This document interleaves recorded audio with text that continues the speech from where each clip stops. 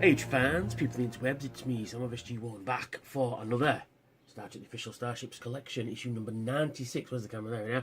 96, the Orion Scout ship. Now, I've already done this review, but my phone decided to play up yesterday, and I had to do a factory reset, because it wouldn't let me access anything on the phone, so I had to factory reset it, which is a pain in the ass, but there you go. So, yes, we are doing Orion Starships, as per usual. You get the nice glossy magazine.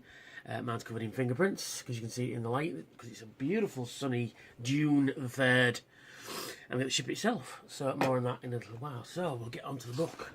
We have the specifications.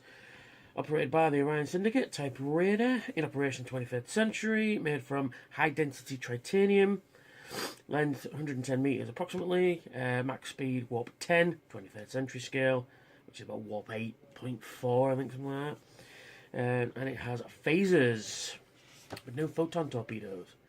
And we get a really beautiful CG render of it there. It's really cool. Different to the one on the front this time. Cool. The warp scale was different in the 23rd century than it was in the 24th. In the 23rd, warp 10 was 1,000 times the speed of light, but by the 24th century, it was recalibrated to mean infinite velocity. As you do. The Orion Scout ship, also known as an intruder or raider vessel, had a curious illuminated engine apparatus dominating the rear section of the warp mechanism. Generated enormous power and propelled the ship's incredible speed. It was so fast the Enterprise could not achieve weapons lock on it. And then we got some various shots of the episode there. We've got a nice CG render of it there too. And we got an Andorian there. But it is an Andorian. Thelev was an Orion spy who had been surgically altered to appear as an Andorian. He had planted the Andorian ambassador's retinue that travelled to Babel conference aboard the Enterprise. He tried to sow seeds of mistrust between the various delegates using terror and murder. He communicated with the Orion Scout ship using a transceiver hidden in one of his false antennae, but it was eventually found out when it broke off during a fight. And then we get the topographical scan there, the tech specs. Spock concluded that the Orion Scout ship was so fast and impressive, because it designed to use all the power it produced. He surmised that it was constructed for a suicide mission, as it could use 100% of its energy generation on attacks, leaving none left for its return home to base. Ancient cures. In the 23rd century, Dr. Roger Corby translated the medical records found on the ruins on Orion that helped revolutionise immunisation techniques, and they became required reading at Starfleet Academy. All different reactions. Well, human males are highly susceptible to pheromones produced by Orion females. Human females reacted negatively to the pheromones and experienced headaches. The Orions had trading with Corridon for several centuries. In fact, in the 22nd century, the Corridon rejected the Tellurite proposal to trade embargo against the Orions. The Corridon minister claimed that the Association of Orion vessels attacking invading Tellurite freighters was slander. As you do. And we've got designing the Orion ship.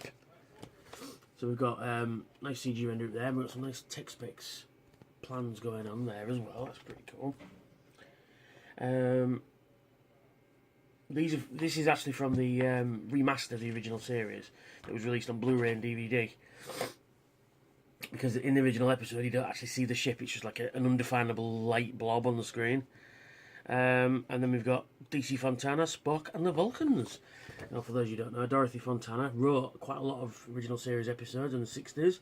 She did a couple of Next Gens as well, and she even wrote an episode of Beast Wars. But because back in those days, you know, it was frowned upon to have a female writer. That's why she was always known as DC Fontana. She wrote quite a few. Journey to Babel, Paradise Syndrome and stuff. Other Side of Paradise, rather. Amok Time as well. She gave she fleshed out the Vulcans quite a lot. Actually, she wrote a lot of episodes featuring Spock. Yeah. I've got more episodes there. It's pretty cool. I've read this already. It's pretty sweet. And then we've got on screen. First appearance, Journey to Babel. I think it's his only appearance. Designed by Mike Okuda. Both Andorians and Tellarites were made their first appearance in Star Trek episode Journey to Babel. Actor William O'Connell, who played Thelev, was told the makeup to turn him into an Andorian would only take a little time. It transpired that the makeup took 2 hours to apply, and O'Connell found the process laborious. As a Tellarite makeup, a piece of foam latex was glued to the central part of their faces and obscured the actors' eyes. They could barely see where they were going. In the episode Journey to Babel, we learn that Spock has not seen his parents for 4 years, and the fact that he's not spoken to Sarek in 18 years. We also learn that Sarek is 102.437 in Earth years, even though Mark Leonard, the actor playing him, was only 7 years older than Spock. Leonard Nimoy, sorry. Spock reports that they get the recordings of the Tritanium, the original, on the Orion Scout ship's hull. According to the Gene Roddenberry novelisation of the motion picture, the Enterprise hull is also made of Tritanium. So there we go, and we get a view of it on the back there. Pretty cool.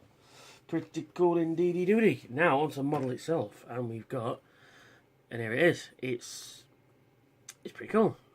It's quite a small model. What have I got in comparison here? This, I don't usually do comparisons, but I'm going to show you the size. This is the flight trainer from the next review, and this is the Orion. As you can see, it is well smaller. You know what I mean?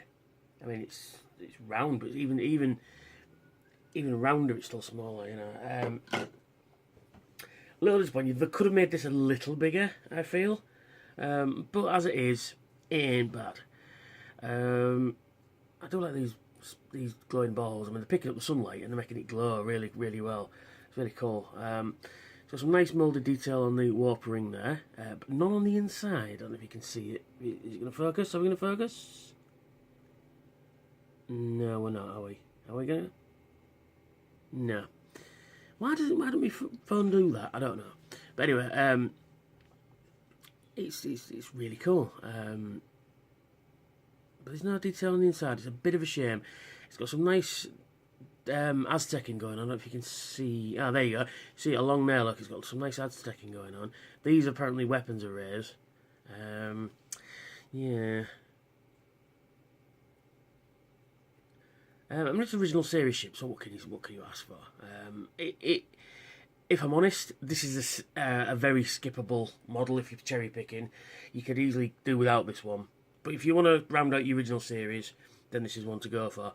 Personally, because I'm getting them all, because, you know, I'm doing this YouTube channel for one, and two, I love Star Trek, and I want every single ship ever seen on screen. They can continue this on for another 5 years, and I'd go, yep, there's another fucking load of money for you.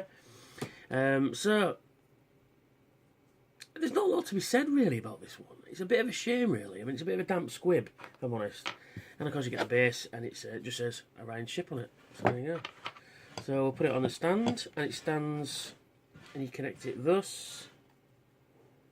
And then, you know, there it is on the stand. I say there's not a lot to be said about this one, really. I mean, it does look good. It's different. It's unusual design, and it's pretty cool. It's a pity these don't spin inside there, but you know, you can't have everything, can you? But it does pick out the light very well. See that? So it does look like it's glowing. So that is quite cool. But yeah, not too bad. But it is a blink and you miss it ship, you know, and it's very much, do I need this in my collection kind of question. If the answer is no, then you're not going to miss it, you know. But same token, as I've just said, a completionist, I want everything. I believe this is the only part of work I've ever kept up. Oh no, I did the Star Trek Fact Files about 20 years ago. Wow, has it been 20 years since then? Shit. Wow. So yeah, that's me. That's the Orion Syndicate scout ship, and I will catch you all later in the next review. So, as usual, please like, share, and subscribe this video. Hit that notification bell to tell you whenever I've got a new video out and some new content. And if you're feeling really generous, please visit my Patreon page. I'll put the link in below.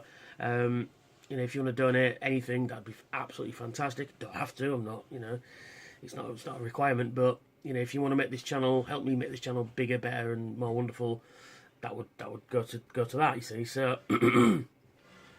So thank you very much, and I will catch you all later for the next review. Bye for now.